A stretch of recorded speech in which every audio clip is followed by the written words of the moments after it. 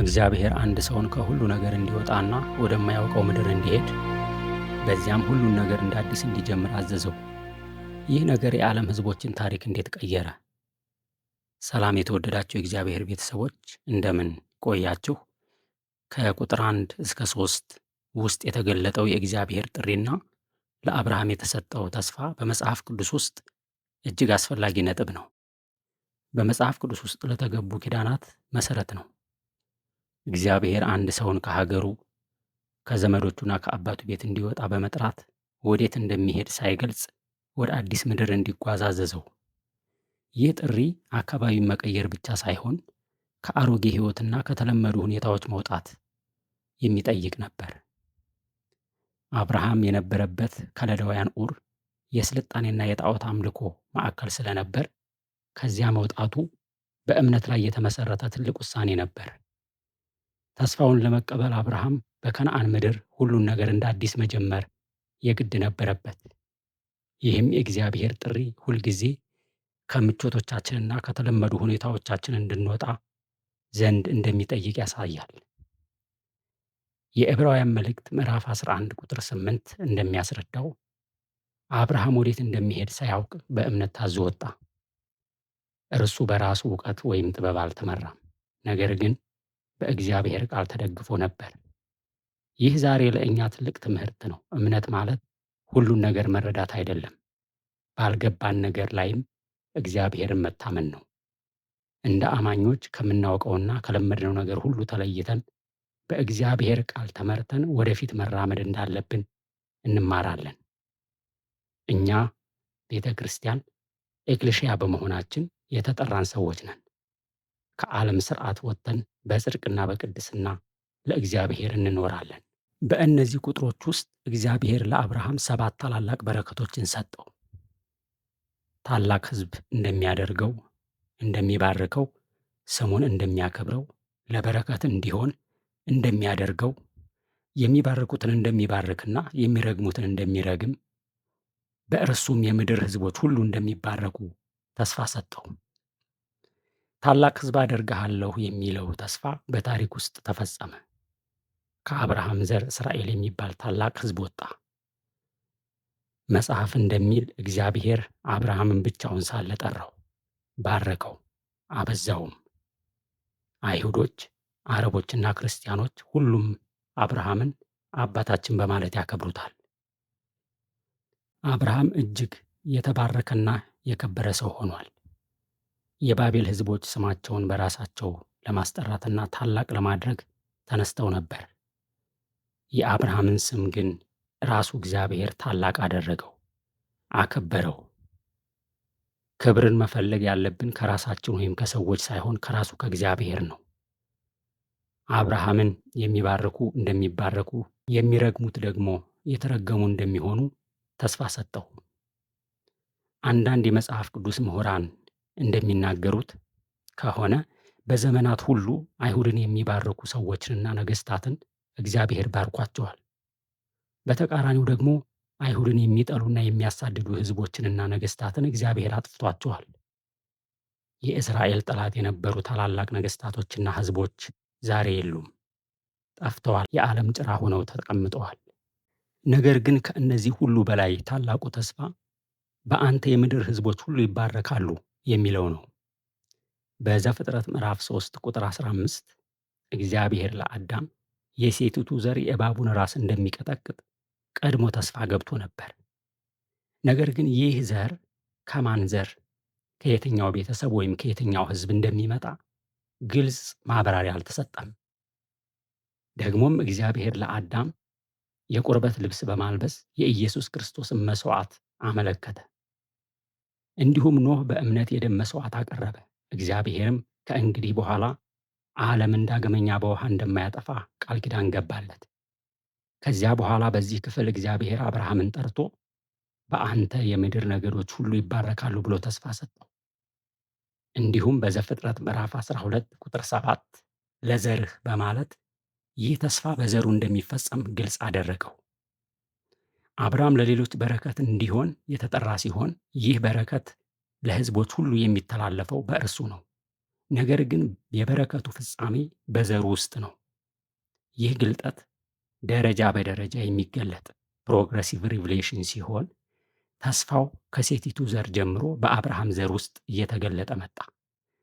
የማቴዎስ ወንጌል ምዕራፍ 1 እና የገላትያ መልእክት ምዕራፍ 3 ቁጥር 16 እንደሚያስረዱት ክርስቶስ ከአብርሃም ዘር መጥቶ ለዓለም ሁሉ የበረከት ምንጭ ሆነ። ይህ ታላቅ ተስፋ በመጨረሻ በኢየሱስ ክርስቶስ በዘሩ ተፈጸመ ማለት ነው። የአብርሃም ጥሪና ተስፋ በአንድ ሰው ታሪክ ብቻ አይቆምም። ምክንያቱም ይህ የዓለምን ድነት የሚጀምር መለኮታዊ ዕቅድ ነው። እግዚአብሔር አብርሃምን እንደጠራው እኛንም ጠርቶናል። እኛ አልመረጥነውም፣ እርሱ መረጠን። ስለዚህ ከኃጢአትና ከዓለም ሥርዓት ወጥተን በእምነት መመራትና ለእግዚአብሔር ታላቅ ዕቅድ መኖር ይኖርብናል። ከምቾቶቻችንና ከተለመዱ ነገሮች ወጥተን እርሱን መከተል አስፈላጊ ነው።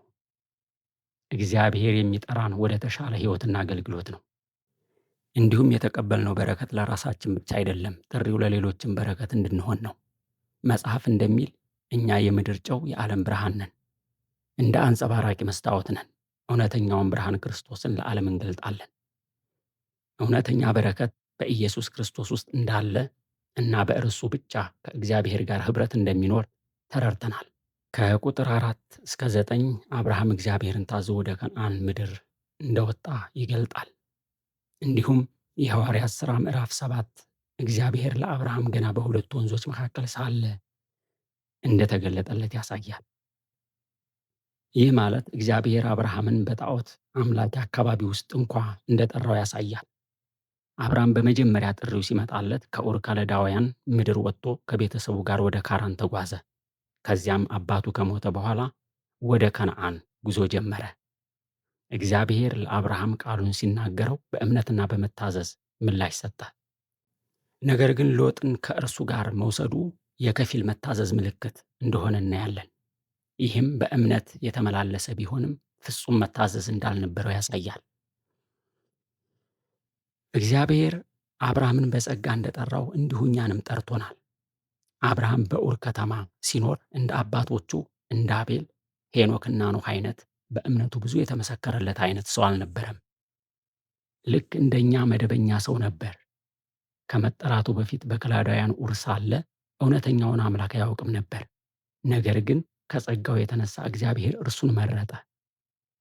የኡር ከተማን ስልጣኔና ባህል እንዲሁም አምልኮ ሥርዓት ሁሉ ወደ ኋላው ትቶ የእግዚአብሔርን ድምፅ ተከተለ። ይህ የእግዚአብሔር ጸጋ ነው። እግዚአብሔር ሰውን ከጣዖት አምልኮ ውስጥ እንኳ ይጠራዋል እና በተስፋ ይመራዋል። አብርሃም ካልታዘዘና ከኡር ካልወጣ ይህን በረከት አያገኝም ነበር። ስለዚህ መታዘዝ የተስፋ መፈጸሚያ መንገድ ነው። እግዚአብሔር ለአመፅና ለመታዘዝ ጀርባቸውን ሰጥተው እርሱን በእምነት ከሚከተሉት ግለሰቦች ጋር ዛሬም ይሰራል። እኛ አስቀድሞ ከእውነተኛው አምላክ ርቀን ጣዖታትን ስናመልክ ሳለ እግዚአብሔር ራሱ መረጠን። ከዚህ ዓለም ሥርዓት አውጥቶ ወደ ተስፋችን ወደ ሰማያዊቷ ኢየሩሳሌም መራን። እግዚአብሔር በእምነት የሚታዘዙትን ሁሉ ወደ ተሻለ ሕይወትና አገልግሎት ይመራቸዋል። እግዚአብሔር ሰውን ከማንኛውም ሁኔታ ይጠራዋል። ነገር ግን ይህ ነገር መታዘዝን ይፈልጋል። በቁጥር 7 እና 8 እግዚአብሔር ይችን ምድር ለአንተና ለዘርህ እሰጣለሁ ብሎ ሲናገረው አብርሃም በዚያ መሠዊያ ሠራ። ይህ መሠዊያ አብርሃም የሕይወቱ ማዕከል እግዚአብሔር እንደሆነ ያሳያል። እምነት ተግባር ነው፣ መሄድ ነው፣ ለውጥ ነው። አምልኮ ደግሞ የዚያ ጉዞ ማዕከል ነው። በከነዓን ውስጥ በድንኳን መኖሩ ደግሞ እርሱ ቋሚ መኖሪያ የሌለው እንግዳና መጻተኛ እንደሆነ ያመለክታል። ይህንንም እውነታ የዕብራውያን መልእክት ምዕራፍ 11 በግልጽ ያስረዳል። ክርስቲያኖችም በዚህ ዓለም ቋሚ አይደሉም፣ ነገር ግን የሰማይ ዜጎች ናቸው። ስለዚህ እንደ ክርስቲያን መንፈሳዊውንና ሰማያዊውን ተስፋ ማዕከል ያደረገ ሕይወትን በእምነት መኖር ያስፈልጋል። እንዲሁም አብርሃም መሠዊያ መስራቱ አምልኮ፣ ጸሎትና ከእግዚአብሔር ጋር ኅብረት ያለው ሰው እንደሆነ ያሳያል። የእግዚአብሔርን ስም ጠራ የሚለው ቃል ከግል አምልኮ በላይ ለሌሎች ሰዎች እግዚአብሔርን መግለጽ ወይም መስበክ እንደሆነ ያመለክታል። በጣዖት አምላኪዎች መካከል ሲኖር እግዚአብሔርን በግልጽ ማምለኩ እምነቱን እንዳልደበቀ ያሳያል። አብርሃም ለአሕዛብ በረከት ስለሆነ ይህን ይፈጽማል። ስለዚህ እምነቱን ሳይደብቅ በግልጽ የሚታይ መሠዊያን በተራራ ላይ በመስራት አምላኩን አወጀ። ለጣዖታት የሚሰዋበትና በሚሰገድበት ምድር አብርሃም በልዩነት ለእግዚአብሔር ሰገደ። እግዚአብሔር እነዚህን ሕዝቦች ገና ቢያንስ 400 ዓመት ይጠብቃቸዋል። ስለዚህ ኖኅ ከጥፋት ውሃ በፊት ለዓለም እንደሰበከ አብርሃምም ለዚህ ሕዝብ እውነተኛውን አምላክ ሰብኳል። እኛም እንደ አብርሃም ሕይወታችንን በመሠዊያ ማለትም አምልኮ፣ ጸሎትና ቃል ላይ መመስረት ይኖርብናል። አባታችን አብርሃም በከነዓን በድንኳን በመኖርና በመሠዊያው ማለትም እግዚአብሔርን በማምለክ ይታወቃል። አብርሃም በቤቴልና ጋይ መካከል ድንኳኑን መትከሉ ጥሩ መንፈሳዊ ምስል ነው። ቤቴል የእግዚአብሔር ቤት ሲሆን ጋይ ደግሞ ውድቀትና ጥፋትን ያመለክታል። ቤቴል የእግዚአብሔርን መገኘት፣ ጣልቃ ገብነት፣ አምልኮና ኅብረትን ሲያመለክት፣ ይህም ከጋይ ተቃራኒ የሆነ ዓለም ነው። ስለዚህ የሰው ሕይወት ሁልጊዜ በእግዚአብሔርና በኃጢአት መካከል ያለ ምርጫ ነው። አብርሃም በቤተል መሠዊያ በመስራት እግዚአብሔርን መርጦ እንደሚኖር አሳየ። ነገር ግን ወደ ግብፅ በወረደ ጊዜ መሠዊያ አልተጠቀሰም። ይህም ሰው ከእግዚአብሔር ሲርቅ አምልኮ እንዴት እንደሚደክም ያሳያል። ከቁጥር 10 እስከ 20 እንደምንመለከተው አብርሃም በረሃብ ተፈትኖ የእግዚአብሔርን ፈቃድ ሳይጠይቅ ወደ ግብፅ ወረደ። በተስፋይቱ ምድር ረሃብ ሲከሰት፣ በግብፅ ግን ብዙ ምግብ ነበር። ይህም ከናይል ወንዝ በሚገኘው ውሃ ምክንያት ነበር። አብርሃም በረሃብ ሲፈተን ወደ ግብፅ መውረዱ የሰውን ደካማ ተፈጥሮ የሚያሳይ ነው። ከእግዚአብሔር ምሪት ይልቅ በሚታየው ሁኔታ ላይ መመርኮዝን ያመለክታል። ሰው በችግር ጊዜ እግዚአብሔርን ከመጠየቅ ይልቅ መፍትሔ መስሎ በሚታየው መንገድ መሄድ ይቀነዋል። ነገር ግን የእግዚአብሔር ዓላማ አብርሃም በሁኔታ ላይ ሳይሆን በራሱ በእግዚአብሔር ላይ እንዲደገፍ ነበር። ሁኔታዎች ከባድ ሲሆኑ እግዚአብሔር እስኪመራን ድረስ ባስቀመጠን ቦታ መቆየት ያስፈልጋል። ነገሮችን የሚቆጣጠር እግዚአብሔር ብቻ ነው። ፈተናዎች እግዚአብሔር እንደተወን ምልክት አይደሉም። ይልቁንም እምነታችንን ለማጠንከር የሚፈቅዳቸው መንገዶች ናቸው። በእርግጥም መንፈሳዊ እድገት ያለ ፈተና አይመጣም። ፈተናው እምነታችንን ያጠረዋል። መጽሐፍ ከእምነት ወደ እምነት ከክብር ወደ ክብር ትለወጣላችሁ ይላል። ብዙ ጊዜ ፈተና ከድል በኋላ እንደሚመጣ ከሕይወታችን እንረዳለን። በእምነት እግዚአብሔርን ታዞ የወጣው አብርሃም እንኳ በከነዓን ምድር በረሃብ ተፈትኖ ወደቀ። ኖህም ከታላቅ አደጋ ከተረፈ በኋላ በሌላ ፈተና ውስጥ ገባ። የእስራኤል ልጆች ከድል በኋላ በምድረ በዳ በውሃና በምግብ እጦት እንደተፈተኑ እናያለን። ይህ ነገር ድልና ፈተና እንደ ሰንሰለት እርስ በርሳቸው እንደተያያዙ ያሳያል። ስለዚህ በክርስቲያን ሕይወት ዋናው ነገር ፈተና እንዳይመጣ መከላከል ብቻ ሳይሆን ሲመጣ እንዴት እንደምናልፍ ነው። አንዳንድ ጊዜ በውሳኔዎቻችን እንሳሳት ወይም በኃጢአት እንወድቅ ይሆናል። ነገር ግን ድል ማለት አለመሳሳትና አለመውደቅ አይደለም። በንስሐ ወደ እግዚአብሔር መመለስና ዳግም መጀመር ነው። እግዚአብሔር ያስቀመጠን ቦታ መመለስና ከዚያ አዲስ ጉዞ መጀመር እውነተኛ ድል ነው። ይህ ክፍል ከመንፈሳዊ ድሎቻችን በኋላ በጥንቃቄ እንድንኖር፣ በራሳችን እንዳንተማመንና ሁልጊዜ በእግዚአብሔር ጸጋ እንድንደገፍ ያስጠነቅቃል። ፈተና ሊመጣ ይችላል፣ ግን እርሱም በእምነት በማለፍ እምነታችን ይገነባል፣ ሕይወታችንም ወደ አዲስ ደረጃ ይለወጣል። ግብፅ የዚህ ዓለም ሥርዓትና የባርነት ምሳሌ ናት። አብርሃም ወደ ግብፅ መውረዱ የእምነት እጥረትን ብቻ አያሳይም፣ ነገር ግን ከተስፋይቱ ምድር መራቅና የመንፈሳዊ ኅብረት መቀነስንም ያመለክታል። በግብፅ መሠዊያ አለመጠቀሱ ጥልቅ መልእክት አለው። መሠዊያ ማለት ከእግዚአብሔር ጋር የቀረበ ግንኙነት ማለት ነው። ሰው ከእግዚአብሔር መንገድ ሲርቅ በመጀመሪያ የሚያጣው የአምልኮ ሕይወት ነው። ሰው ከእግዚአብሔር ሲርቅ መጀመሪያ የሚታይበት የመንፈሳዊ ሕይወት መዝቀጥ ነው። ከዚያም ውጫዊ ውሳኔዎቹ ይለወጣሉ። በግብፅ ያጋጠመው ፍርሃት አብርሃምን ወደ ሐሰት መራው። ይህ ከእምነት ወደ ስሌት ሕይወት መውደቅ ነው። እምነት እግዚአብሔርን ማመን ሲሆን፣ ስሌት ግን ራስን መጠበቅና መከላከል ነው። የራስን ጥበብና መንገድ ለመጠቀም መሞከር ነው። አብርሃም ዓይኖቹን ከእግዚአብሔር ተስፋና ጥበቃ ላይ አነሳ። አለማመን ፍርሃትና ሁከት ያመጣል። እግዚአብሔር ለአብርሃም በአንተ አሕዛብ ሁሉ ይባረካሉ ብሎት ነበር። ነገር ግን በግብፅ አብርሃም በረከት ሳይሆን ፍርድ አመጣ።